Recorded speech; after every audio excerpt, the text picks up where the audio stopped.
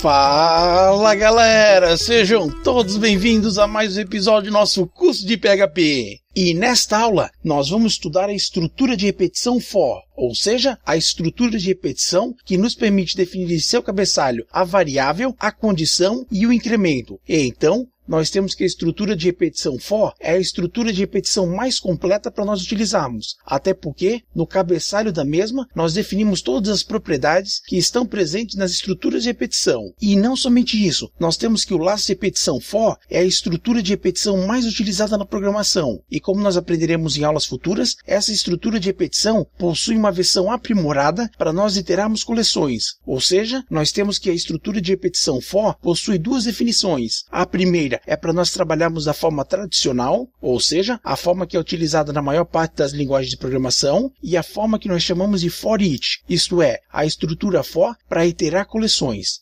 Aqui nós temos a estrutura for e as três partes que podem ser definidas para nós utilizarmos o laço de repetição. Então, nós temos que no primeiro membro, nós definimos a variável que nós iremos utilizar para verificar uma condição e também nós iremos incrementar uma unidade. A primeira coisa que nós definimos é a variável. Em seguida, nós colocamos um ponto de vírgula. Feito isso, nós definimos qual é a condição para que esse laço de repetição seja executado. Ou seja, nós temos que da mesma forma que nós utilizamos na instrução while e na instrução do while, nós trabalhamos aqui na estrutura for. E então, esse laço será executado enquanto essa condição for atendida. E por fim, nós podemos definir no cabeçalho da estrutura for o incremento da variável. Ou seja, nós temos que 99% das estruturas de repetição possuem uma variável contadora. E então, a estrutura for, ela nos permite definir em seu cabeçalho a variável, a condição e o incremento que deve ser feito a cada ciclo. Aqui nós temos um exemplo excelente para nós estudarmos. Como nós estudamos no primeiro membro da estrutura for, nós declaramos uma variável. E então, nós dissemos que nós queremos uma variável inteira, de nome num, e inicializamos a mesma com valor 0. E em seguida, nós temos que definir uma condição. E então, nós dissemos que esse laço deve ser repetido enquanto o valor da variável num for menor do que 10. E por fim, nós temos que definir o incremento. E então, nós dissemos que a nossa variável num deve receber mais uma unidade a cada ciclo. Ou seja, nós utilizamos o operador de incremento para incrementar uma unidade a nossa variável num. Nós também poderíamos ter utilizado o operador de decremento, ou seja, nós podemos incrementar ou então decrementar uma unidade. Se no primeiro momento a estrutura for lhe assustar, basta você comparar essa estrutura com a estrutura de repetição while, que automaticamente você já irá entender essa estrutura. Até porque, todas as vezes que nós trabalhamos com laço de repetição while, nós declarávamos uma variável, porém nós declarávamos essa variável acima da estrutura de repetição. E então a diferença é que agora nós declaramos a variável no cabeçalho da estrutura. Desta forma, nós acoplamos uma variável à estrutura, ou seja, a variável declarada aqui no cabeçalho da estrutura for só poderá ser utilizada dentro do bloco de instrução da estrutura for. Em seguida, nós temos que definir uma condição. Nós temos que definir uma condição da mesma forma que nós definimos a condição para a estrutura while, ou seja, toda vez que nós utilizamos a estrutura while, nós dissemos que o bloco de execução deve ser executado enquanto a condição que nós definimos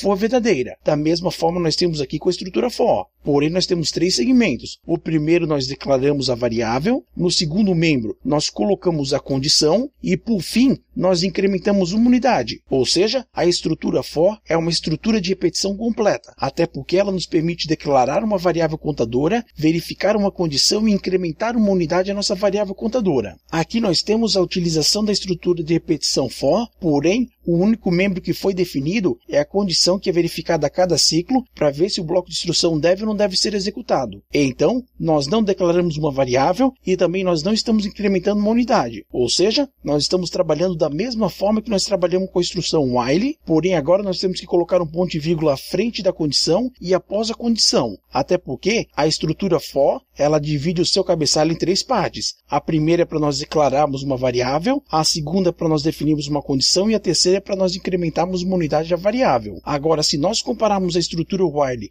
com a estrutura for, nós temos basicamente a mesma estrutura. Porém, com a estrutura while, nós temos que declarar a variável antes de nós utilizarmos e dentro do bloco de instrução nós temos que incrementar uma unidade a nossa variável. Já com a estrutura for, nós podemos declarar a variável no cabeçalho, verificar a condição e incrementar uma unidade. Agora nós temos uma sequência de slide para nós fazermos uma comparação bem detalhada da utilização da estrutura for e da utilização da estrutura while. Inicialmente nós temos a estrutura for com 2 pontos e vírgulas, ou seja, nós temos que a estrutura for ela reserva 3 espaços. O primeiro para nós declararmos a variável, o segundo para nós verificarmos uma condição e o terceiro para nós incrementarmos ou decrementarmos a variável. Já com a estrutura while, nós só temos a parte do meio da estrutura for, ou seja, com a estrutura while, nós somente iremos verificar a expressão. Caso a mesma seja verdadeira, nós executamos esse bloco de instrução. E caso nós quisermos incrementar uma unidade na variável contadora, nós temos que fazer isso dentro do bloco de instrução. E então, como nós podemos ver, o mesmo exemplo que nós estamos fazendo com a estrutura for, nós estamos fazendo com a estrutura while. Como a estrutura while não permite nós declararmos a variável em seu cabeçalho, nós temos que declarar a variável antes da estrutura while. Já com a estrutura for, nós declaramos a variável no cabeçalho da estrutura. Em seguida, nós definimos a condição para que o bloco de instrução seja executado. E então, com a estrutura while, a única coisa que nós temos que definir é a condição para que esse bloco seja executado. Já com a estrutura for, nós temos que o componente central é a expressão que define se o bloco deve ou não deve ser executado. E por fim, nós temos a variável contadora. Aqui com a estrutura for, nós incrementamos a unidade no próprio cabeçalho da estrutura, enquanto que com a instrução while, nós temos que incrementar uma unidade dentro do laço de repetição. Até porque,